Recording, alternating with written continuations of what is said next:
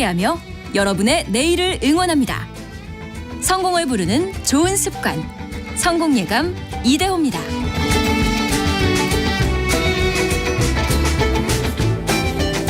성공예감 이대호입니다. 2부가 시작됐습니다. 뉴스도 잘 들으셨죠? 지금 10시 5분 성공예감 이대호입니다. 2부로 갑니다. 경제상식 퀴즈 정답 말씀해드릴게요. 정답은 코픽스였습니다. 이 코픽스라는 게 은행의 자본 조달 지수를 뜻합니다. 과연 은행은 돈을 얼마에 구해오느냐 그걸 지수로 만들어 놓은 건데요. 코스트 오브 펀드 인덱스라는 그 약자이고요. 이게 지금 왜 중요하느냐. 이걸 바탕으로 뭐 변동금리, 주택담보대출금리, 전세대출금리가 산정이 되는데 이게 또 최근에 다시 튀어오르면서 아이고 이 대출 쓰시는 분들 계속해서 좀 어려워지고 있는 상황이어서 그 현황을 좀 알려드리려고 코픽스를 저희가 준비를 했던 겁니다. 역시나 좀 힘들어하시는 분들 참 많은데요. 2884님 3년 전에 대출을 무리하게 받아서 아파트를 매매했는데 마음이 편치 않네요. 대출 다 갚는 날 만세 삼창 하고 싶어요 라고 보내주셨습니다. 8822님은 요즘 주택담보대출 받았는데 쓰러질 것 같습니다 라고 보내주셨고요. 권혁중님은 코픽스 이 고금리 갚느라 진짜 코피가 납니다 라고 보내주셨고요. 신우람님께서는 부장님이 유일하게 좋아하는 방송이라 같이 들으면서 일하고 있어요. 부장님은 퀴즈 정답 문자를 몇 번 보냈는데 한 번도 당첨이 안 되셨는데 저는 다르다는 걸 보여주고 싶어요 라고. 저희가 신우람님께 뭐 작은 선물이라도 하나 보내드리면 괜히 회사에 내분이 일어나는 것 아닙니까? 예, 뭐 그냥 커피 한 모금이라도 좀 나눠주시면. 예, 아무튼 아니 근데 이게 저도 방송을 하면서 많은 분들의 그 문자를 보는데요. 뭐 한 1000개 이상의 문자가 막 쏟아지기도 하는데 그 중에서 이제 눈에 띄려면 뭔가 지금 이게 남다른 사연이나 남다른 엣지라고 표현을 해야 될까요? 뭔가가 있어야 됩니다. 그 내용이. 아이고 아무튼 예, 신우람님은 그렇게 해서 이제 눈에 띈 그런 메시지가 됐습니다. 항상 함께해 주셔서 고맙습니다. 참여해 주신 분들 중에서 저희가 백화점 상품권을 포함해서 다양한 선물 보내드리고 있고요. 짧은 문자 50원, 긴 문자 100원이 드는 샵 9730, 뭐 KBS 콩 이렇게 참여해 주시면 됩니다. 오늘 증시 상황 한번 볼게요. 코스피 코스닥이 조금 약세죠. 코스닥은 개장 초보다 조금 더 많이 흘러내리고 있네요. 1.25% 내린 810포인트 코스닥이 가리키고 있고요. 코스피는 0.3% 정도 내린 2453 가리키고 있습니다. 환율은 1356원 나타내고 있습니다. 여러분도 뭐 누군가의 뭐 페이스북, 인스타그램 아니면 유튜브 이런 거 SNS 한두 개 이상씩은 다 아마 구독을 하실 겁니다. 그 사람들이 바로 인플루언서일 수 있을 테고요. 요즘에는 연예인만큼이나 또 막강한 영향력을 발휘하고 있습니다. 그래서 영향을 미치는 사람 인플루언서 이렇게 부르고도 있죠. 광고 마케팅 시장도 이쪽으로 함께 돈이 좀 쏠려가고 있다고 하는데 오늘 미래생활사전 시간에 이 부분 한번 살펴보시죠. 가우스벤처스 조가연 이사와 함께합니다. 안녕하세요. 네, 안녕하세요. 조가연 이사님도 좋아하는 인플루언서가 있습니까? 뭐 스쳐 지나가듯 봤던 네. 콘텐츠들은 많이 기억이 나는데 저는 잡식을 해가지고 특별하게는 꼽지 못하겠습니다. 근데 요즘에는 인플루언서들이 진짜 연예인만큼이나 영향력이 커졌습니다. 특히 초등학생들도 그렇고 청소년들도 나이 다음에 커서 인플루언서가 되고 싶어요. 이렇게 답을 하는 친구들도 많아졌고요. 인플루언서라는 거 이제 하나의 직업군으로 봐도 될까요? 그러니까 사실은 이제 인플루언서라고 하는 정의나 기준도 좀 애매한 것 같기는 해요. 예전에 네. 이제 방송이나 연예인이라고 불렸던 분들도 방송이나 그 실제 본업보다는 좀 더 인플루언서에 가까운 활동을 하시는 분들도 많이 계시고 네. 또 직접 콘텐츠를 창작해서 보통 유튜브 채널에 많이 올렸던 이런 크리에이터라고 불렸던 창작자들도 사실은 인플루언서와 부분과 그 경계가 약간은 모호한 지점들은 있습니다. 다만 보통 이야기를 할 때 우리가 일반적으로 사용하고 있는 인스타그램이나 뭐 유튜브나 뭐 틱톡 같은 이런 SNS에서 굉장히 일반인보다는 많은 구독자를 가지고서 어떤 자신의 구독자들에게 영향을 미칠 수 있는 사람들을 유명인들을 이제 인플루언서라고 많이 부르고 있고요. 근데 당연히 그런 소셜 플랫폼들의 어떤 그 영향력이 커지면서 같이 그런 일종의 직업군이 형성이 됐고 특히나 이런 전자상거래나 이제 커머스 분야에서는 아주 주요한 광고 마케팅 채널로서 활용이 되고 있습니다. 아하. 보면 유튜브 같은 경우는 이제 유튜브 창작자들 중에서 수익 1위인 그 미스터 비스트라고 하는 그 채널이 있는데 여기가 유튜브가 아니라 광고 협찬 연수입으로만 2021년도 기준으로 한 640억 원 정도 협찬 수입을 받았고요. 2년 전 기준으로 한 해에 640억 원. 맞습니다. 그 미국인가 그 해외 맞습니다. 예. 크리에이터죠. 그리고 이제 틱톡에서 가장 유명한 그 채널 중에 한 곳인 이제 찰리 다밀리오라고 하는 그 자매가 있는데 여기 같은 경우는 여기도 거의 2021년도에 그 틱톡 인플루언서 활동을 통해서 한 300억 원 정도의 그 연수입을 올렸고 여기는 자신들 자체가 이제는 하나의 브랜드로서 의류 브랜드를 출시하기도 했습니다. 아, 그래요. 그러니까 움직이는 중소기업인데 세계 1위들만 일단은 말씀해 주신 거니까 여기는 중소기업이 아니라 이제 정도면 한 대기업 정도 되는 것 같고요. 근데 인플루언서들한테 특히 이제 광고 마케팅 기업들이 가장 먼저 또 가장 많이 손을 이제 뻗치고 있는 거죠. 그러니까 일단은 다른 전통 매체보다는 SNS가 활발하게 지금 세대에서 이용되는 그 콘텐츠 구독 채널이기도 하고요. 또 인플루언서들이 그 활용도가 좋습니다. 실제로 보통 인플루언서나 어떤 크리에이터들에게 제품 서비스의 홍보 마케팅을 많이 이제 의뢰를 하고 있고 뭐 실제로 광고비를 지불을 하거나 아니면은 제품을 무료로 제공해주고 사용 후기를 받거나 아니면은 이걸 가지고서 직접 일종의 홈쇼핑처럼 라이브 방송을 하기도 하고요. 결국에는 이렇게 인플루언서 마케팅이 성장했던 배경에는 SNS에 대한 이용률이 계속적으로 늘어나고 있고 특히나 우리가 얘기하고 있는 이제 1020 세대들이 아무래도 거의 매몰되어 있는 채널이다 보니까 다양한 분야 그리고 다양한 어떤 그 체급을 가진 인플루언서들이 등장을 하고 있습니다.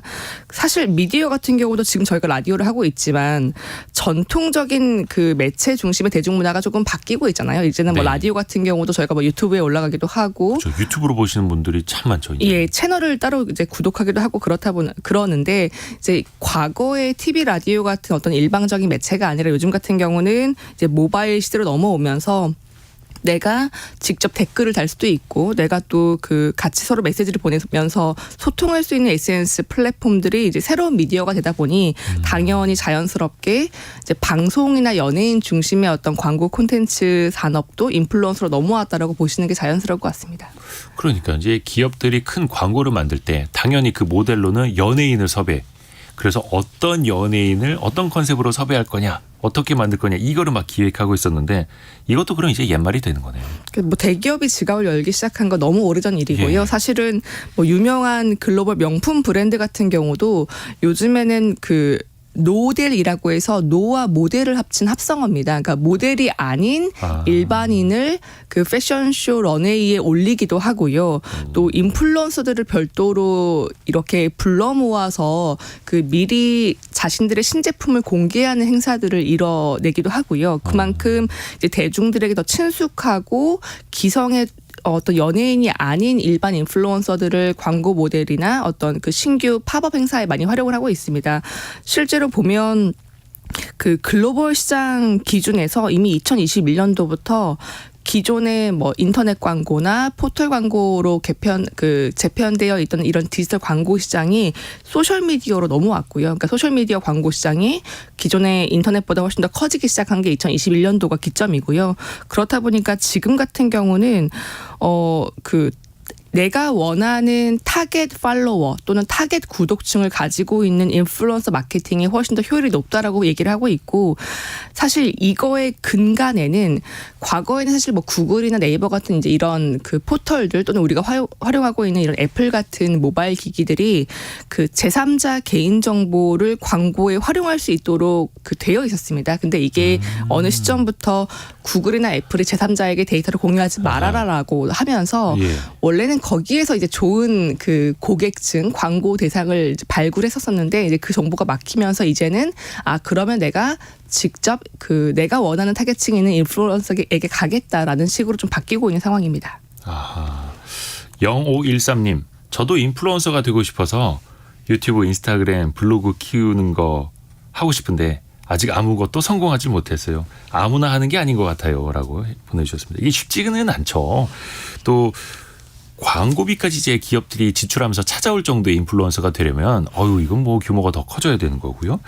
그 인플루언서 요걸 이제 기준을 좀 어떻게 나눠봐야 되겠습니까? 각 매체도 많고요. 예, 업계에서 보통 그 통용하고 있는 기준이 하나 있는데요. 그러니까 결국에는 팔로워, 그러니까 구독자를 얼마나 가지고 있냐가 가장 중요합니다. 가장 크게는 이제 연예인급이라고 불리는 메가 인플루언서라고 불리시는 분들은 그 SNS나 이제 각종 팔로워가 100만 명 정도가 넘어서면은 보통 메가라고 불리고요. 예. 사실 이 정도면은 일반적인 분들도 지나가면서 한 번 정도는 봤거나 그럼요. 예, 들어봤던 수준일 것 같습니다.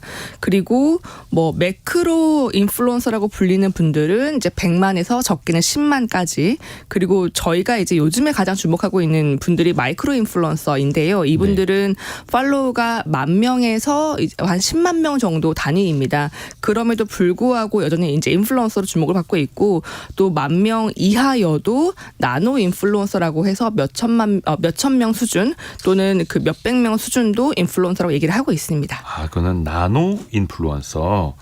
그런 식으로 이게 등급이 있네요. 메가 인플루언서, 매크로, 마이크로, 나노. 저희 와이스트릿은 이제 한 34만 명 정도 되거든요. 유튜브 구독자가. 그럼 저는 한 매크로. 근데 네. 중간에 끼어 있는 애매한 거네요. 보통 이제 매크로, 마이크로 사실 더 분류를 하긴 합니다. 뭐 1.5만 명 이하는 마이크로고 1.5에서 5만 명 사이면 뭐 레귤러고 이렇게 분류를 하긴 하는데 그렇게까지 저희가 세분하지 않고요. 보통 뭐 마이크로, 매크로 정도로 얘기를 하고 있습니다. 근데 요 규모는 일단 좀 영어로 등급이 매겨져 있어서 조금 어렵기는 한데 이게 안팎에서 뭐 이제 통용이 되는 용어라고도 합니다. 근데 앞에서 조가연 이사님이 말씀해 주신 게 특히 마이크로 인플루언서를 주목을 하고 있다. 그러면은 10,000명에서 10만 명 사이의 팔로워를 갖고 있는 왜 이 사람들을 주목을 하는 겁니까? 사실 그 구독층이 적을수록 아직까지는 그 인플루언서가 올리는 콘텐츠 분야에 좀 더 관심이 높은 사람들이 있다. 또는 좀 어떤 특정한 분야의 진정성이 높은 구독자가 모여 있다라고 해석을 하는 편입니다. 실제로 그 마케팅 종사자들을 대상으로 했던 여러 그 서베이나 조사를 보면은 본인들이 진행하는 광고 건들 중에서 마이크로 인플루언서에게 제안하는 광고가 대부분 대다수였습니다. 인스타그램 같은 경우는 집행하고 있는 광고의 거의 97, 8% 이상의 마이크로 인플루언서들에게 광고하고 있고요. 유튜브나 틱톡 같은 경우도 7, 80% 정도가 우리가 생각했을 때 뭐 어떤 그 매크로 또는 메가 인플루언서보다는 마이크로 인플루언서에게 좀 더 집중이 되고 있습니다.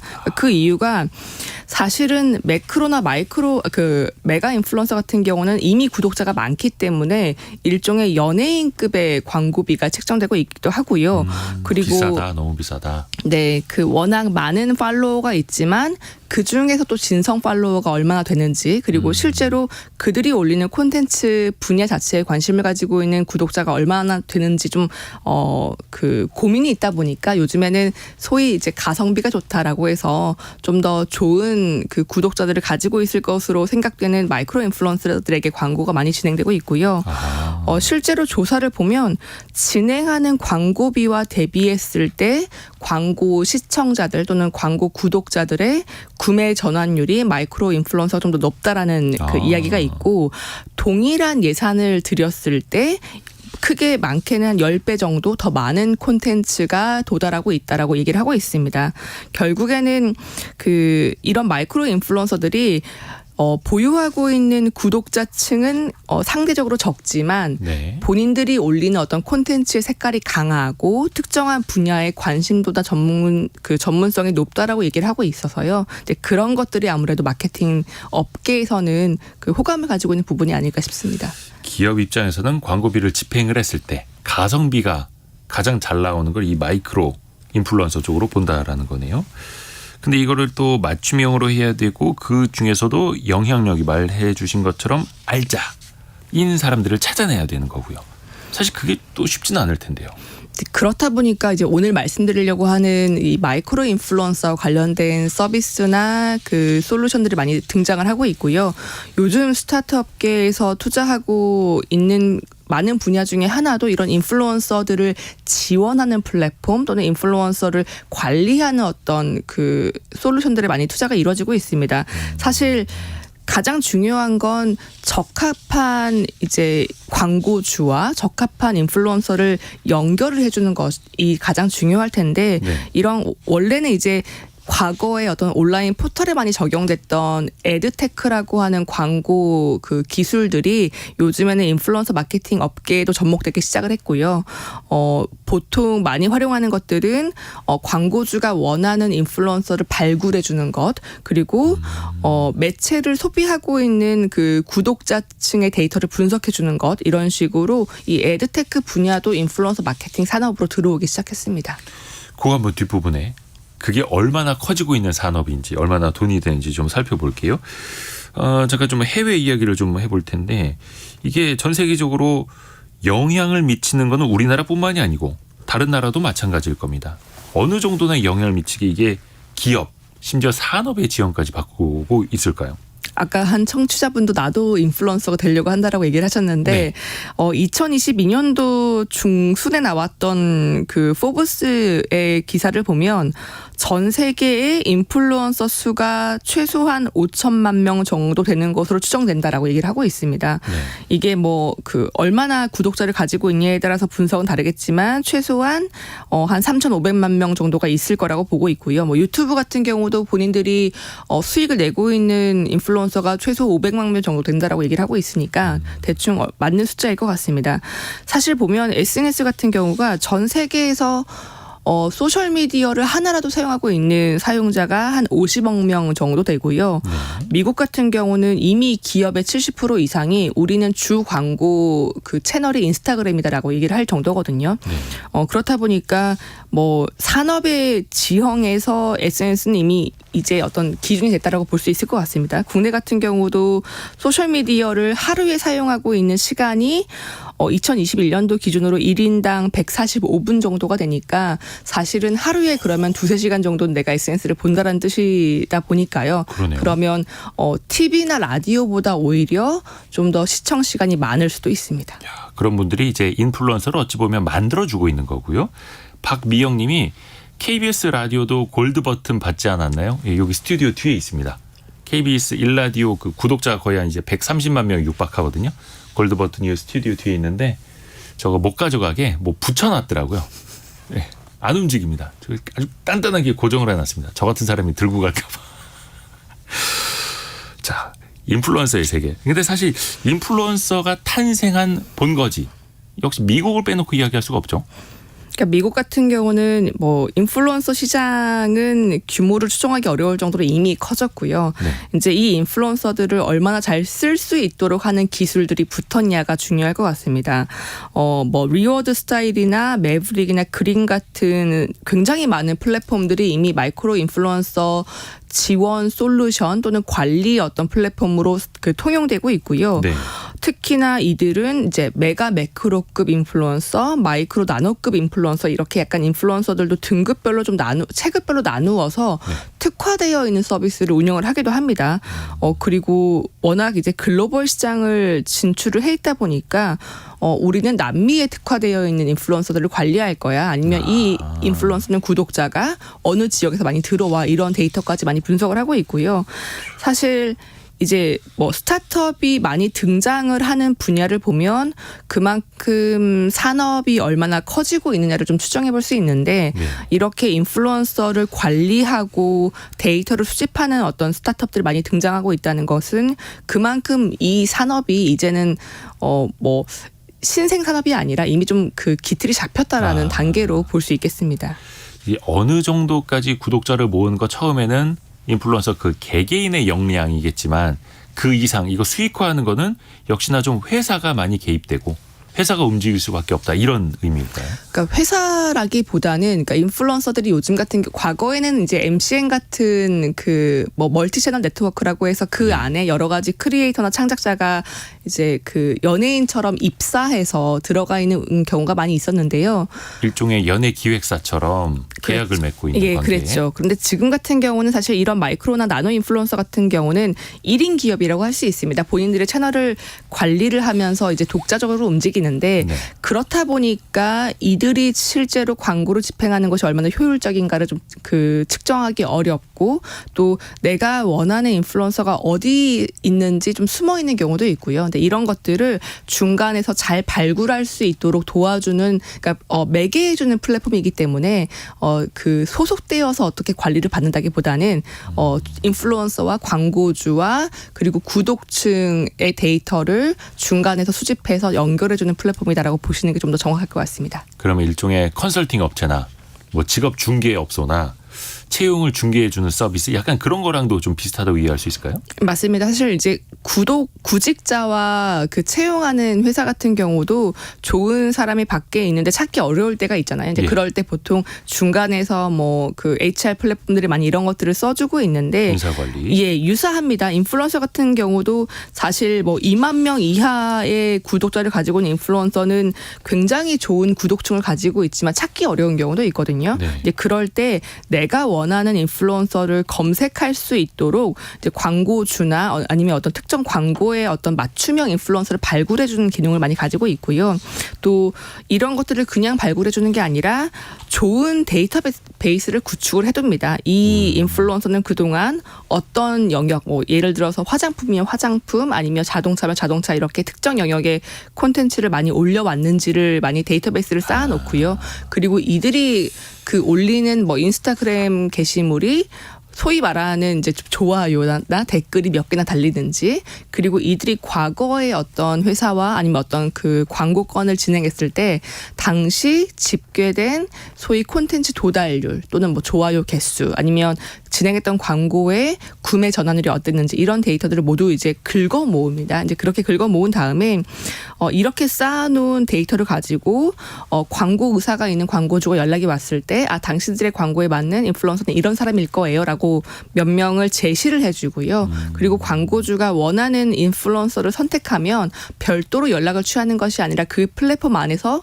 연락도 취하고 메시지도 하고 또 광고의 어떤 그 계약 결제도 하고요. 실제로 이 사람이 콘텐츠를 만들어서 올렸을 때 얼마나 좋은 성과가 났는지도 다시 한번 플랫폼으로 관리할 수 있게 만들어주는 그러니까 일종의 뭐 종합 그 솔루션이라고 보시면 좋겠습니다. 종합 관리 회사. 예. 예전에 어떤 기업이 모델 하나 구하고 싶다 그럴 때는 어떤 성격에 맞는 어떤 분위기에 어떤 모델이 있고 이 사람이 어떤 효과를 낼 수 있고 쫙 분석해 주는 것처럼 이제 그게 인플루언서로 바뀐 건데 어찌됐든 간에 이 중간에 있는 중개업체 입장에서는 뭔가 돈을 벌어야 되지 않습니까? 그러면 그 중간에 뭔가 수수료 같은 게 있을까요? 일반적으로 그 광고 대행사들, 그러니까 기존의 전통적인 광고 대행사들이 했던 중개 수수료는 역시나 이런 플랫폼들 동일하게 수취를 하고 있습니다. 네. 근데 제가 플랫폼이라고 설명드렸던 것처럼 조금 다른 것은 이런 그 소프트웨어나 솔루션 또는 플랫폼의 구독료를 받고 있다는 게 좀 다른데요.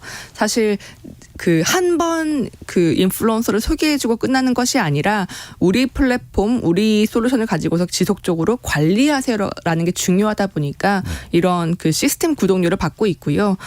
대표적인 곳이 이제 미국의 그린이라고 하는 그 스타트업이 있습니다. 여기도 추정되는 매출이 한 8천만 달러 정도가 되고 2021년도에 당시에 투자를 유치하면서 기업 가치가 한 9억 달러 정도로 집행이 됐던 회사인데요. 여기 같은 경우도 본인들이 지금 제공하고 있는 어떤 광고 추적, 광고 효율 데이터 분석 시스템들을 광고주에게 구독 수수료를 받고 있는 회사이고요. 또 국내에도 지금 들어와 있는 LTK라고 하는 이 리워드 스타일이라고 하는 회사 같은 경우도 비슷하게 인플루언서들에게 중개 수수료를 받고 있는데 동시에 그 광고 효율 관리나 어떤 광고주에게 정보를 제공해주는 소프트웨어 구독료도 별도로 받고 있습니다. 이야, 그 인플루언서가 많아질수록 이렇게 중간에서 관리하는 회사들도 많아지는 거고 또 수입도 같이 커질 수 있는 거고요. 그러면 예를 들어서 스포츠 에이전시도 스포츠 선수들을 얼마나 많이 계약해 놓고 있느냐. 연예인들도 그렇고 뭐 모델들도 그렇고요. 인플루언서도 마찬가지로 이런 중개 회사들이 우리가 얼마나 많이 관리할 수 있느냐, 많이 소개해 줄 수 있느냐도 경쟁력이 되겠네요. 그러니까 이 중개 회사들이 두 가지 유형이 있습니다. 예.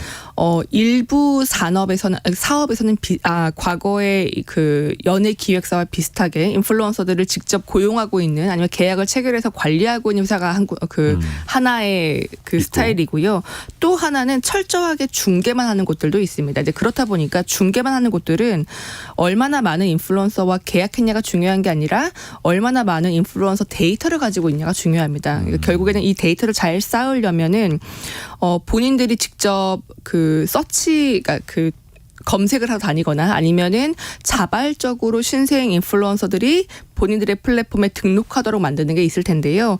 요즘 같은 경우 많이 이루어지고 있는 것은 일단 우리가 당신들에게 중개 수수료 안 받을게요. 무료로 광고주를 연결해 주겠습니다라는 이런 무료 연결 캠페인을 많이 하고 있고요. 예. 또 당신들에게 광고비는 못 주겠지만 신생 인플루언서니까 광고비는 못 주겠지만 이러이러한 제품과 서비스를 우리가 무료로 연결해 주겠습니다라는 이 보상형도 많이 하고 있고요. 네. 또 어떤 경우에는 신규로 유입된 신생 인플루언서가 특정 조건만 만족한다면 광고주와의 매칭을 우선으로 연결해주는 그런 보상형도 많이 하고 있습니다. 그만큼 최대한 많은 신생 인플루언서 데이터들을 모으려고 노력하고 있고요. 결국 많은 데이터가 쌓여야 그만큼 더 적절한 광고주와 매칭을 해줄 수 있는 가능성이 높아지고 또 이렇게 쌓은 데이터베이스에 인공지능을 활용하면 사실은 수기로 작업하지 않아도 자연스럽게 광고주의 선호와 맞는 그 인플루언서를 자동으로 매칭해줄 수 있기 때문에 이런 데이터 수집에 좀 더 열을 내고 있는 상황입니다. 이야. 근데 사실 또 하나 걱정이 들기도 하는 게 좀 경기 불황일 때는 기업들이 광고 비용을 많이 좀 줄이지 않습니까? 당장 뭐 예산도 줄어들 테니까. 그러면 광고 시장 전반적으로 영향을 받으면 인플루언서 마케팅 시장도 좀 줄어들 수 있지 않을까요? 어때요, 실제로는? 실제로 뭐 그 여의도 애널리스트 보고서들을 보면 경기 불황기에는 항상 광고 미디어 업계 주가를 좀 낮게 책정하긴 합니다.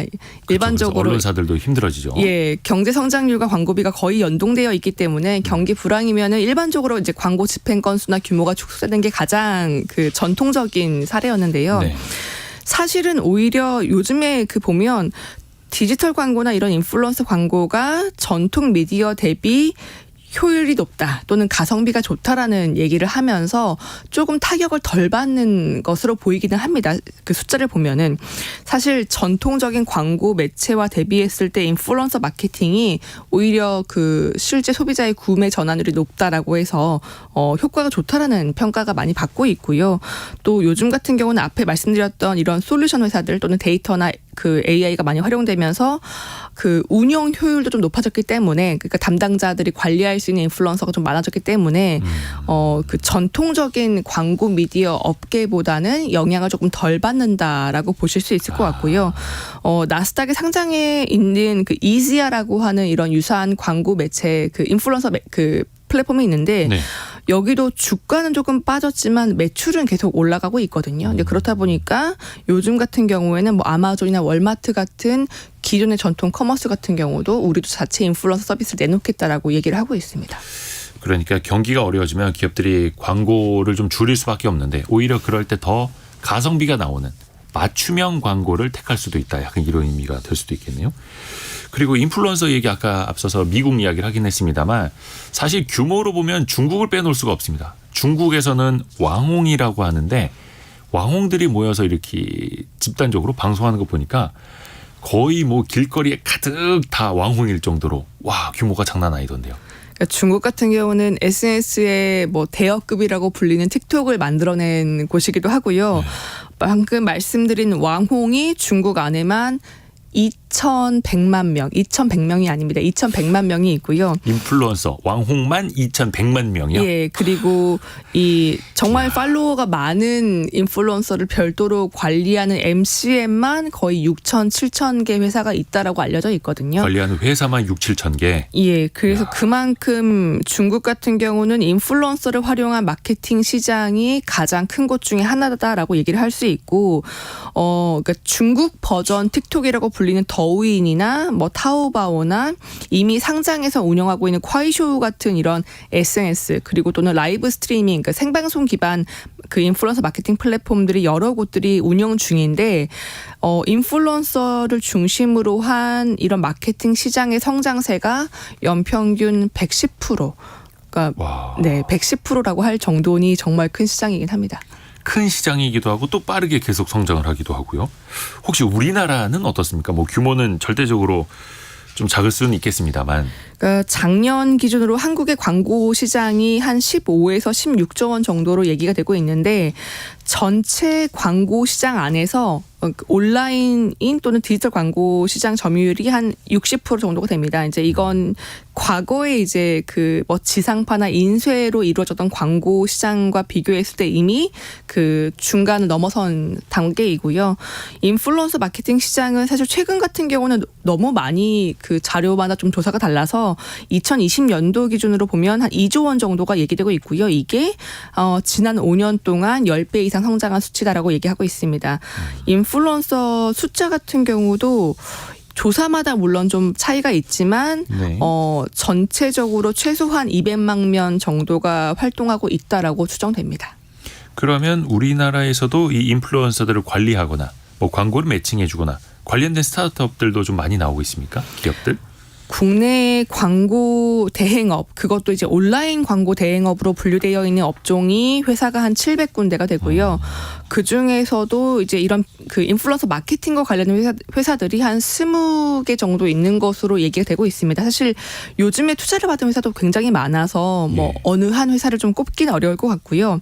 다만 좀 대표적인 곳 중에 하나가 최근에 상장까지 이뤄낸 레뷰 코퍼레이션이라고 하는 회사가 있는데 최근에 상장한 회사가 있어요. 예, 여기가 2014년도에 창업했고 지난 10월에 최근에 상장을 했습니다. 여기 같은 경우도 앞서 말씀드렸던 이 그린 같은 미국의 회사처럼 유사하게 광고주에게 최적의 인플루언서를 추천해주고 그들이 진행하는 광고의 성과를 추적해주는 플랫폼을 가지고 있고요. 여기는 두 개로 분류해서 마이크로 인플루언서용 플랫폼 서비스가 있고 또 좀 그 구독자가 많은 매크로 메가 인플루언서용 서비스도 진행을 하고 있습니다. 아하. 한국에서도 관련된 스타트업 많아지고 있고 그중에 또 상장한 기업도 나오는 거고요. 근데 여기에서 어떻습니까? 국내 인플루언서들만 관리를 하나요? 아니면 해외까지도 진출이 돼 있나요?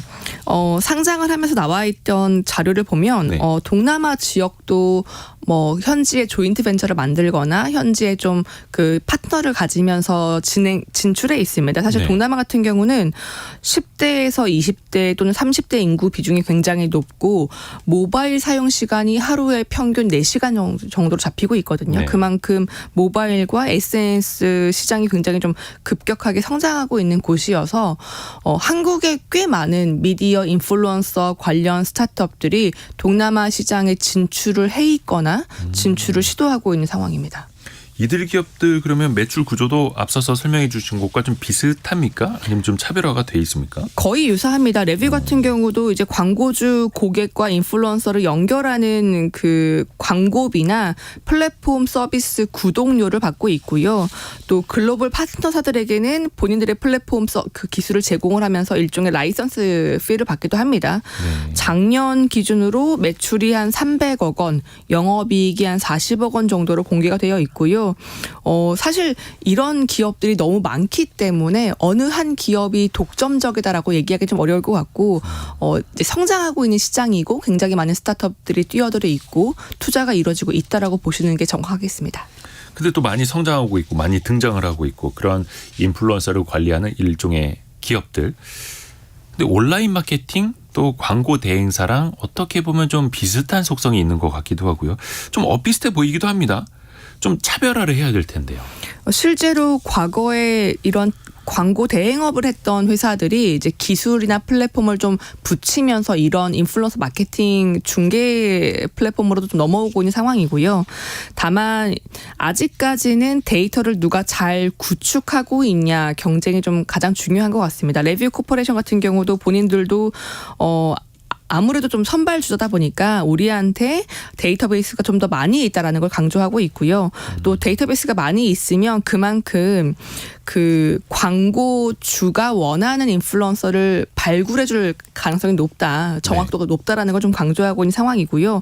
동시에 지속적으로 신규 인플루언서 데이터를 모집하기 위한 활동도 열심히 하고 있습니다. 보면 요즘 같은 경우에는 우리가 인플루언서나 광고주를 대상으로 제휴 카드라든지 금융 서비스를 한다든가 또는 커머스 플랫폼의 데이터도 연결을 한다든가 해서 좀 그냥 머무르는 건 아니고 조금 사업을 확장시켜 보겠다, 지속적으로 인플루언서 유입을 늘려보겠다라는 사업 계획은 발표를 하고 있습니다.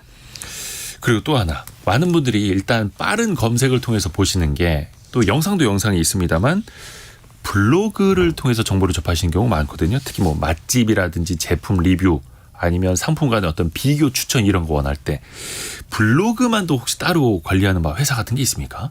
요즘에 이제 포털에서 검색하면 옛날 세대고 그 SNS에서 검색하면 신세대다라는 네. 얘기를 하긴 하던데, 포털을 검색해 보시면 뭐 광고 콘텐츠가 먼저 뜨거나 또는 이제 인플루언서라고 해서 상위에 좀 노출되는 콘텐츠들이 있습니다. 이제 그런 분들은 보통 뭐 블로그 인플루언서 또는 블로그 셀럽이라고 많이 부르는데요. 중요한 것은 결국 상위 노출이 가능한가입니다. 그렇다 보니까 요즘에는 이런 블로그 인플루언서에 특화되어서 게시물 상위 노출이 가능한 블로그를 추천해주는 그 스타트업도 등장을 했고요. 국내에서는 이제 마야크루라고 하는 회사가 이런 것들이 운영하고 있는데 네. 광고주가 원하는 검색 키워드나 어떤 그 분야를 얘기를 해주면 거기에 맞게 어떤 블로거가 이런 콘텐츠를 많이 진행을 해왔는지, 그리고 상위 노출이 가능한 블로거가 누구인지, 그리고 키워드별로 어떤 검색량이 이루어지고 있고 게시물에 어떤 광고 집행을 했을 때 광고 효율이 얼마나 좋은지 이런 것도 분석을 해주고 있고요. 이런 데이터를 기반으로 당신이 원하는 가장 최적의 블로거를 추천을 해주겠다, 이런 플랫폼들이 이제 운영을 하고 있습니다. 그래서 블로그 하시는 분들 중에 보면 간간히 어떤 기업 제품 리뷰 이런 거 부탁받았다, 이런 분들도 많이 나옵니다. 아니면 뭐 실물 지원을 받거나. 근데 그 우리나라 사람들이 가장 많이 쓰는 블로그가 네이버 블로그 아닙니까? 당연히 뭐 네이버가 운영을 하는 건데, 이런 마케팅 측면에서도 네이버가 만약에 이걸 직접 한다면 훨씬 더 잘할 수 있잖아요, 네이버가. 사실 네이버가 직접 광고나 인플루언서 관리를 하겠다라고 밝혔던 건 아니었는데, 네.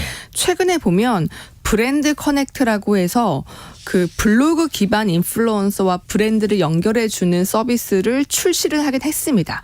그리고 네이버 인플루언서 서비스라고 해서 분야별 인플루언서를 검색할 수 있는 페이지도 시작을 했거든요. 이제 그렇다 네. 보니까 기존에 막강한 트래픽을 가지고 있었던 포털 같은 경우도 이제는 스스로 우리도 광고주와 인플루언서를 연결할 수 있는 데이터가 있다라는 걸 좀 보여주는 사례이고요. 사실 이제 그렇게 보면은 과거에 좀 전통 광고 매체의 어떤 그 광고 점유율을 이런 포털이 가지고 왔었었는데 좀 더 본격화되지 않을까라고 보고는 있습니다. 아하. 그리고 또 인플루언서를 꿈꾸시는 분들에게는 요즘에 등장하고 있는 가상인간 AI 캐릭터들이 미래에는 이것도 경쟁 대상이 될 수도 있을 겁니다. 그렇죠? 일본 같은 경우나 중국 같은 경우는 이런 그 버추얼 인플루언서라고 불리는 가상 인플루언서들이 굉장히 많이 등장을 했고, 일본 같은 경우는 가상 인플루언서만 전문적으로 담당하는 MCN이나 마케팅 플랫폼도 이미 등장을 해 있습니다. 그렇다 보니까 사실 이제 인플루언서 시장은 사람부터 가상 인물까지 무한대로 확장이 가능하지 않을까라고 보고 있고, 그만큼 이제 스타트업들도 많이 관심을 가지고 있는 영역이고요.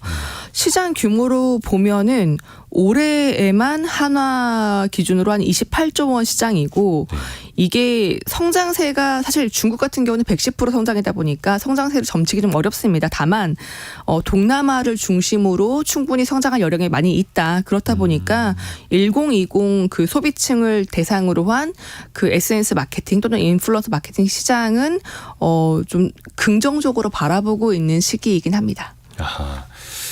AI 휴먼 그리고 버추얼 인플루언서만 또 이렇게 육성을 하는 회사들도 있고, 또 그걸 가지고 유튜브나 이런 거 하시는 분들도 많아지고 있고요. 인플루언서의 세계에 대해서 들어봤는데 이 산업 자체는 앞으로 계속 커질까요? 어떻게 전망하세요? 인플루언서 기반 마케팅 시장 규모가 전 세계적으로 지금 3, 4조 원 정도가 이야기가 되고 있습니다. 근데 그렇게 보면은 사실은 국내 시장이 비교했을 때 아직은 좀 그 성숙 단계라고 볼 수 있고요. 다만 광고 마케팅비의 GDP가 집행되는 만큼 이런 인플루언서들을 정확하고 데이터 기반으로 관리할 수 있는 서비스가 필요할 것이고요. 그런 곳들을 좀 그런 서비스를 목표로 굉장히 많은 스타트업들 등장을 하고 있기 때문에 아직까지는 투자 시장에서는 좀 긍정적으로 보는 시그널이 있습니다. 그러니까 성숙 단계가 아니라 성장하는 단계로 보고 있다. 가우스벤처스의 조가연 이사와 함께 인플루언서의 세계 그리고 이것을 활용한 그 경제, 산업, 기업들까지도 이야기를 들어봤습니다. 고맙습니다. 감사합니다. 라디오 정보센터 뉴스 한번 더 정리 들어보시죠. 가자 지구 중심의 병원에 현지 시각 17일 공습으로 인한 대규모 폭발이 발생해 최소 500명이 숨졌습니다. 이스라엘과 하마스 측은 상대에게 책임을 돌리며 공방을 벌이고 있습니다. 서울 지하철을 운영하는 서울교통공사의 양대 노조가 인력 감축안에 반발하며 다음 달 9일 파업에 들어간다고 밝혔습니다.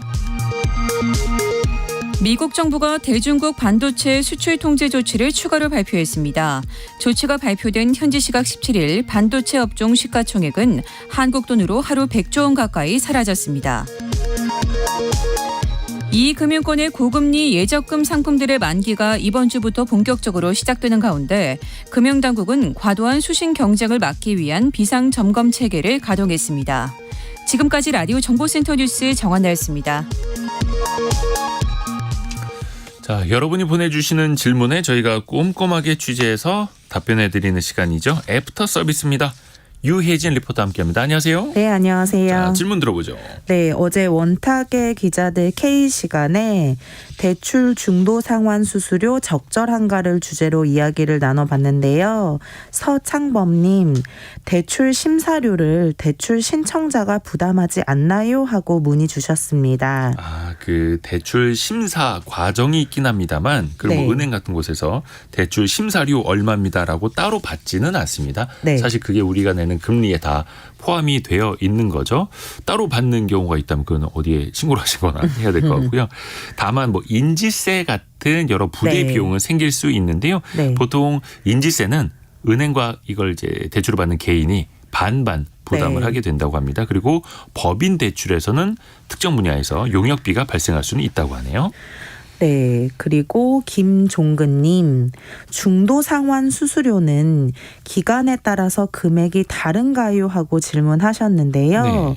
KB국민은행 콜센터에 문의를 한번 해봤습니다. 보통 일반적으로 대출이 실행되고 3년까지는 중도 상환 수수료가 발생을 하고요. 중도 상환 수수료가 면제되는 기간 이전에 상환을 하면 잔존 일수를 따져서 계산이 되기 때문에 1년 차에 상환을 하냐 2년 차에 상환을 하냐에 따라서 수수료가 달라지게 된다고 합니다. 네. 이게 은행마다 또 상품마다 기간마다 네. 다른데요.